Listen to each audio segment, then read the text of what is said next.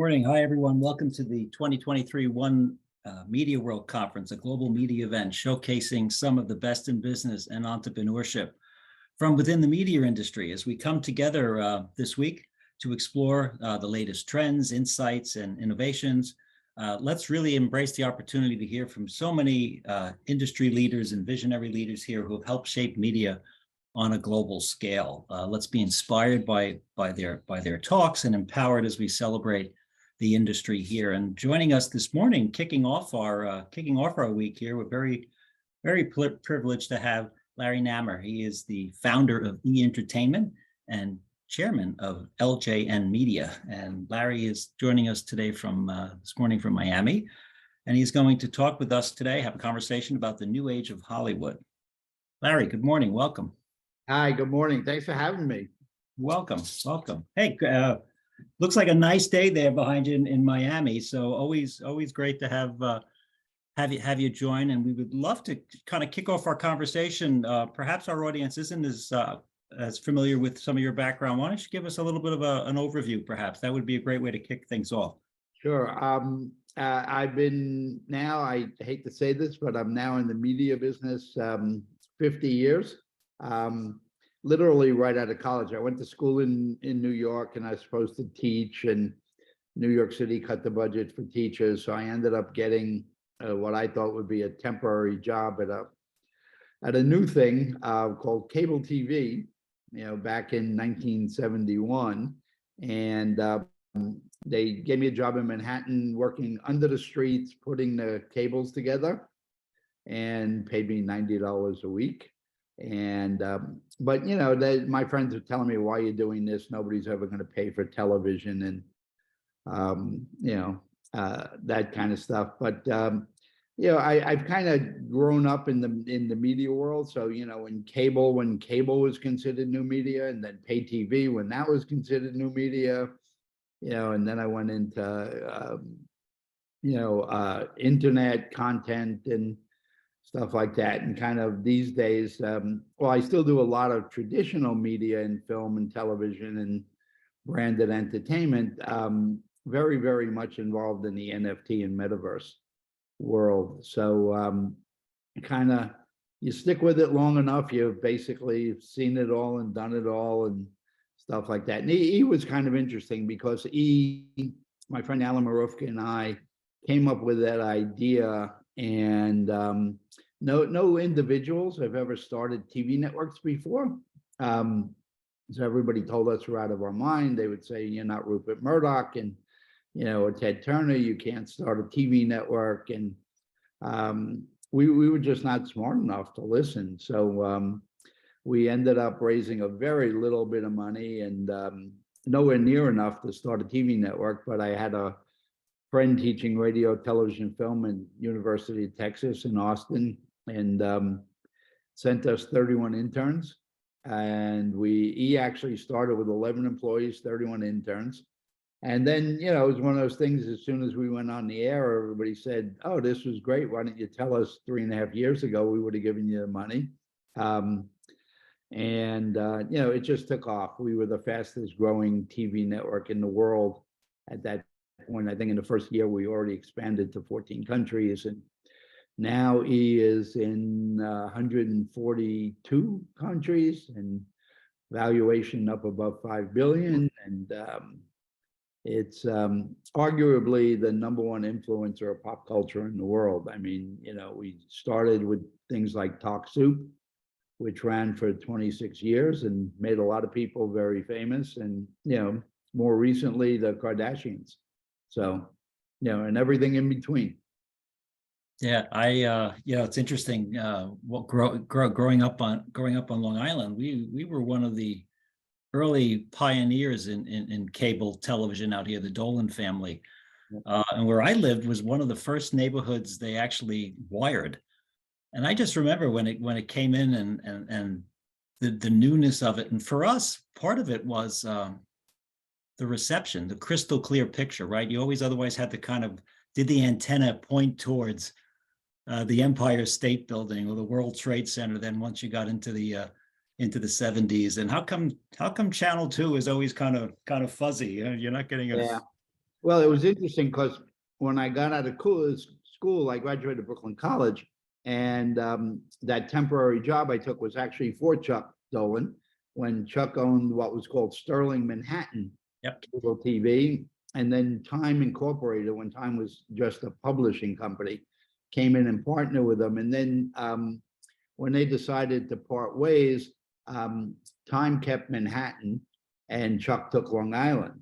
And I was now living in Manhattan, and I don't feel like going to there every day, so I stayed in Manhattan. And it was fortuitous because Time decided that over a 10-year period they would move from being a publishing company to being a media company.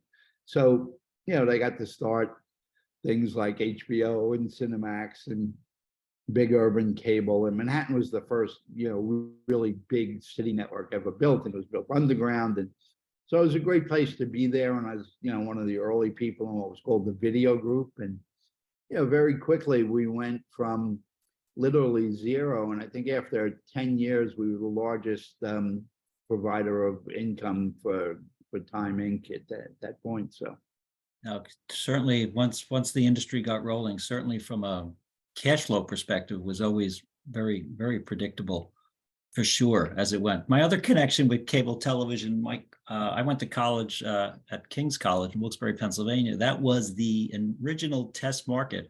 Yep.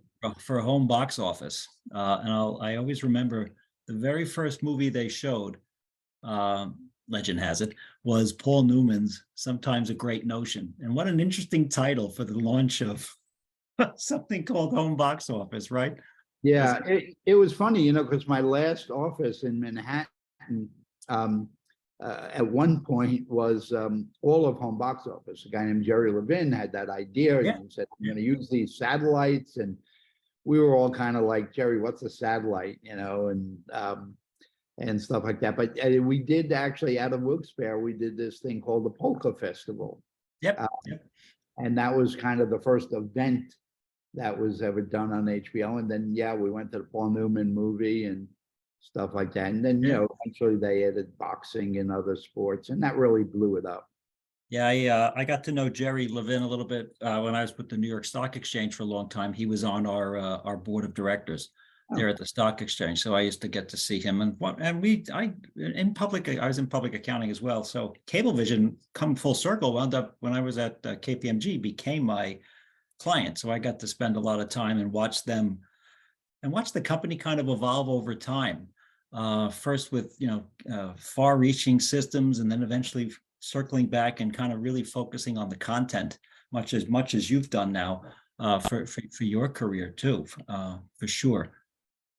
Yeah, it's Chuck. I mean, in my mind, Chuck it was certainly a genius, and he was just amazing with the stuff that he came up with, and he was kind of innovative, and a lot of the things that we grew accustomed to all kind of came out of Chuck's head at some point. Right, yeah, American Movie Classics, Bravo. I remember the Horse Racing Network. It's like, what the hell is what's the horse racing? And then all the sports channels and news and all of that. It's an exciting spot. I mean, you look though, Larry, as we continue to move forward, and you kind of hinted at it with the digitization of entertainment and content and Fire Sticks and all phones and everything else that goes on. How do you see social media and digital streaming kind of changing the industry or nudging it forward or dragging it along? What do you see going forward? Yeah, it's interesting, because I've been now, like I say, I'm in year 50. And people always say every time there's a new technology, it said this is the demise of television, or the demise of the movie theaters. And quite honestly, none of those things are going away. I mean, going to see a big kind of a movie in a movie theater is an experience. It's not just seeing the movie, it's an experience that, and it's socialization, and you go with your friends or your family and stuff. So that's not going away. It's going to change.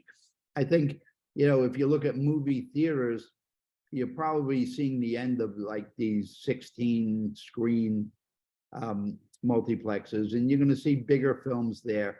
With COVID, before COVID, everybody thought that, Netflix, it was kind of this little side thing. I mean, it was growing dramatically, but nobody really thought of the Netflix or the digital streamers as, providing quality entertainment. They were certainly providing quantity.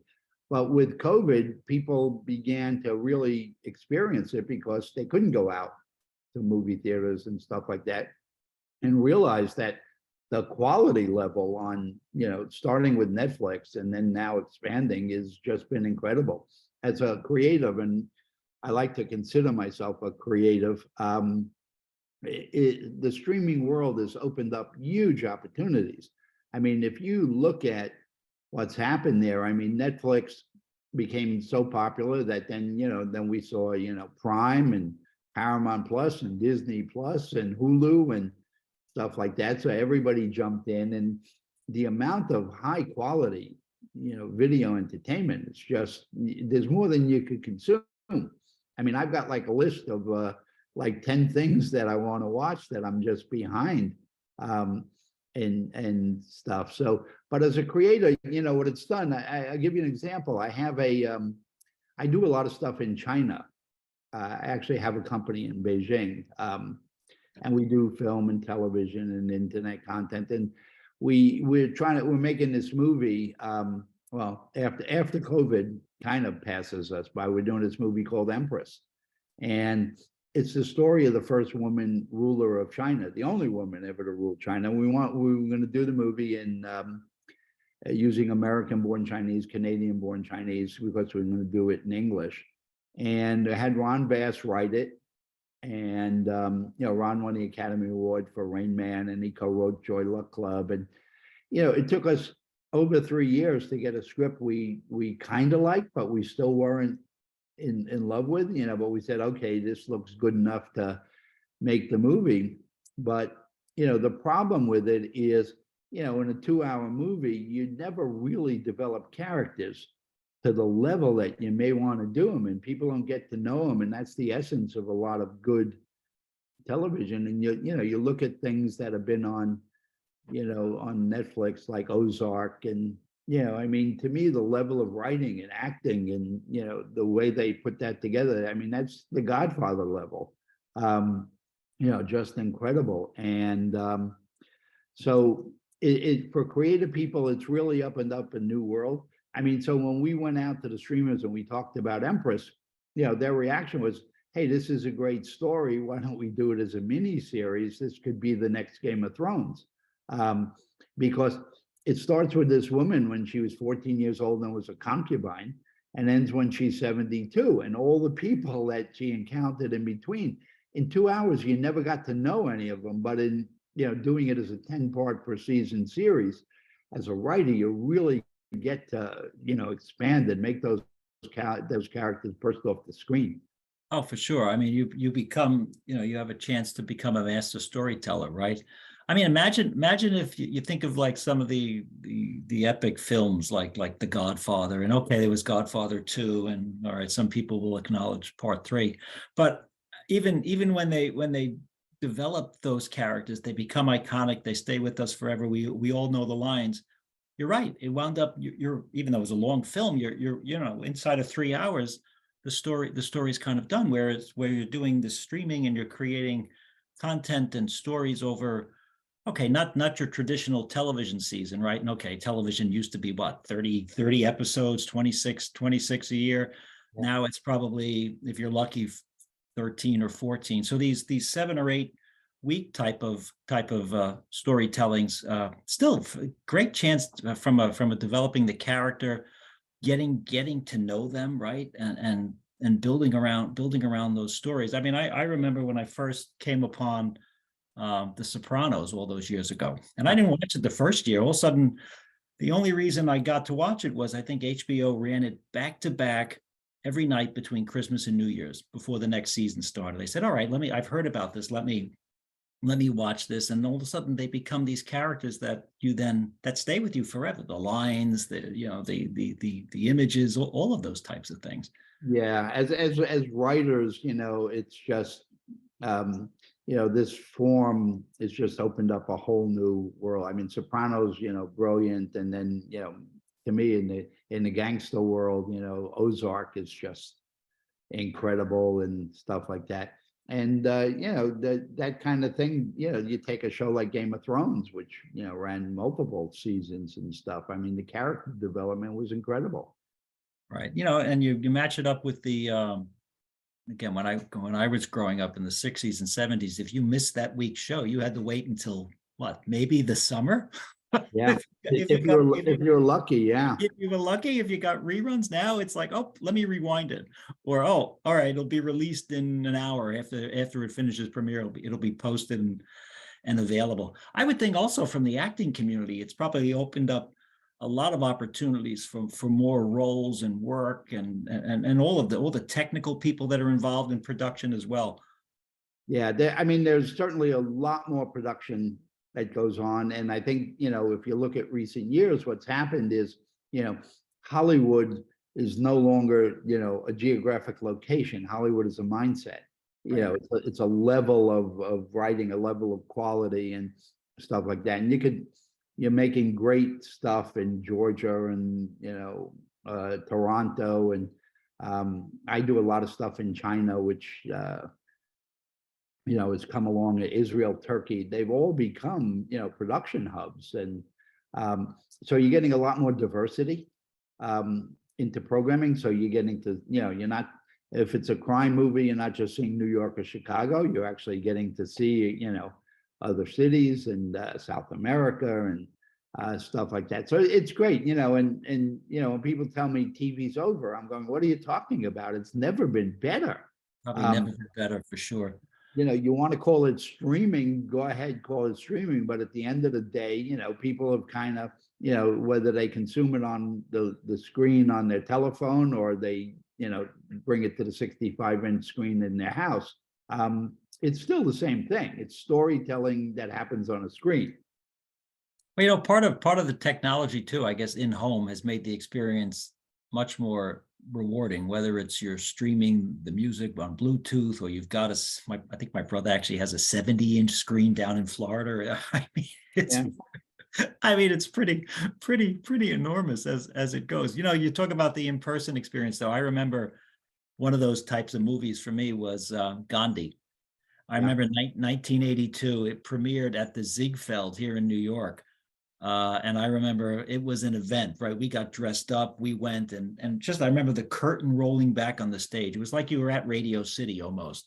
Yeah. Similar type of experience still, but being in the theater along with other folks as well. How about from the independent film standpoint? I mean, you mentioned Toronto and you think of like places like Georgia and Vancouver, helping the independent film community. Because it's opened up this incredible appetite for new content, and not just in film but in genres of things that normally didn't get to the screen, because if you had limited capacity to put stuff on, you kind of stayed with the tried and true. Now, again, Netflix, kind of started the revolution. But now, you have, like I say, Hulu and Prime and Disney Plus and Paramount Plus and Crackle and all of those things. And, they've now gotten to the point where they're actually looking for new stuff.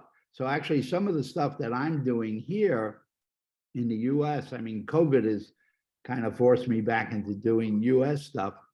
I'm doing stuff that I guess falls into the social good category, which you never could get on before. And it's I just developed a series called Financial Wellness for Millennials. And I never would have thought of that, but somebody pitched me the idea, and at first I was like, oh no, that's not gonna, that nobody's gonna buy that. And then my daughter was actually getting married, and, came to me and said, hey, Dad, what's a prenup? And I'm like, how do you not know what a prenup is? Don't they teach you anything in school? Well, the fact of the matter is they don't teach practical everyday skills in school, and they don't deal with the emotional side of financial decisions. I mean, you look at the US, I think over 50% of our divorces are somehow related to money. So, we developed that. And just 4 or 5 years ago, it would have been unthinkable to do a series like that. Now I'm doing one that I think is incredibly valuable. It's called Conscious Parenting, where we have a woman who does all these TED Talks on parenting around the world, and created a 48-part series, which literally takes all these things. I mean, now you look at the how it's changed being a parent in the last 20 years.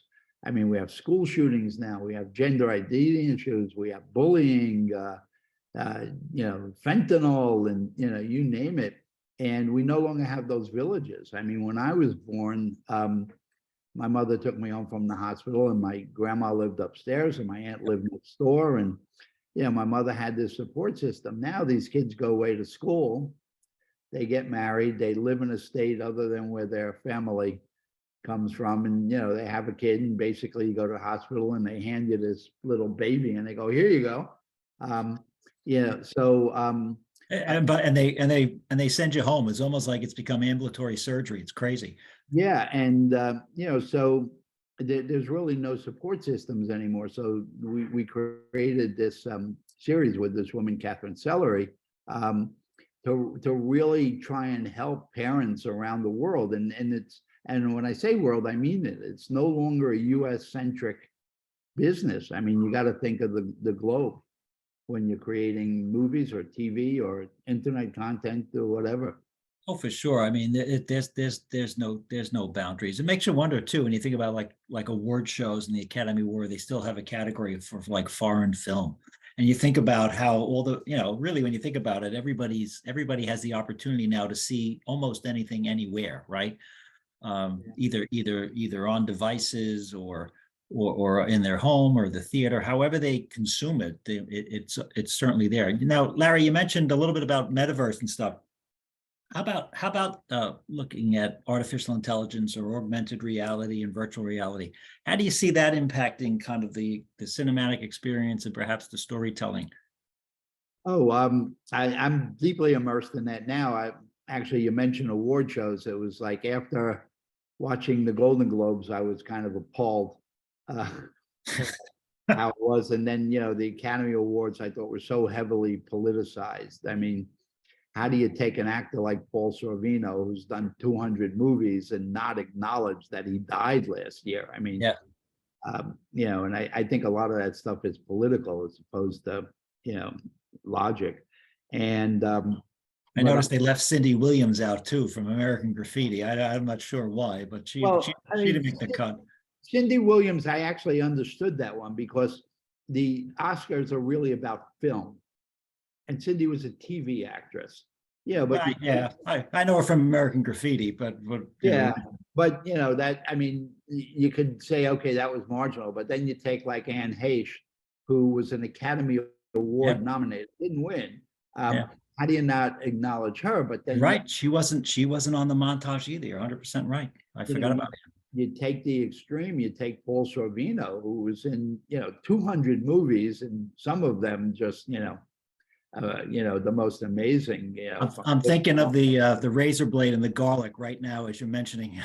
Yeah, exactly. And so myself and a friend who's really into the whole tech side of the fintech world, we just said, you know what, we could do this better. And there's a new thing emerging that whether people like it or not, it's going to happen. This whole fintech world with blockchain and NFTs and metaverse and stuff like that. So we're actually starting in June 14th out of Las Vegas. We're actually doing what's called the Nifty Awards, which is the NFT and acknowledging accomplishment in the NFT and metaverse world. And what it does, what our plans are doing, and we're in the middle of doing everything now, is if you look at the Golden Globes and the Emmys and the Oscars and stuff, they're pretty much the same format for the last 75 years, and they never really embraced new technology. So in the NFT awards, first of all, the way that you get to watch it is on a live stream, and you purchase the token. So you purchase an NFT, which is really the modern day equivalent of when you used to go to Broadway and you got a playbill. It's this memento that you actually saw so-and-so play with so-and-so actor and stuff like that. So by doing it this way, it memorializes the fact that you were part of the beginning.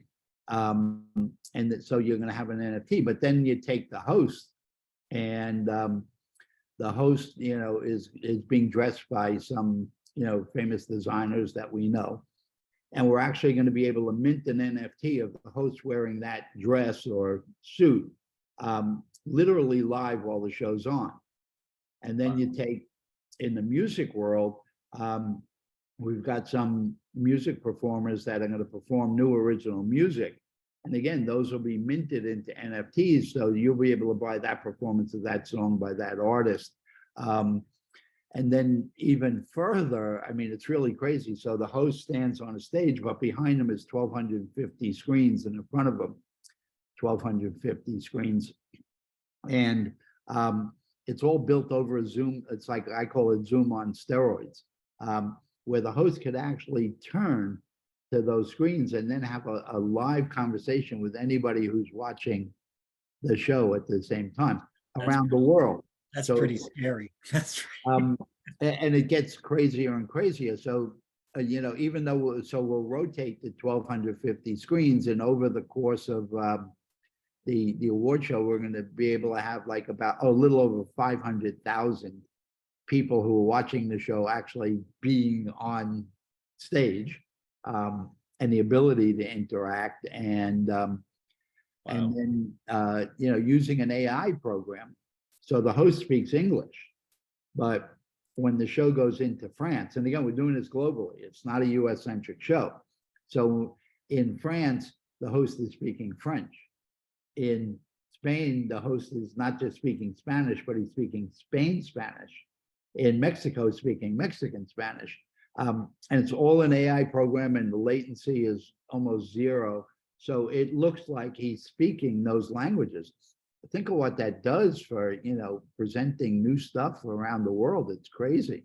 I watched a couple of weeks ago. Makes me, you think of the old days, right? Judgment at Nuremberg, when they put on the headsets and making believe that when the German guy is speaking, they have to listen. What an amazing concept. How did it, Larry, just to kind of wrap up our conversation, and you've been fabulous here.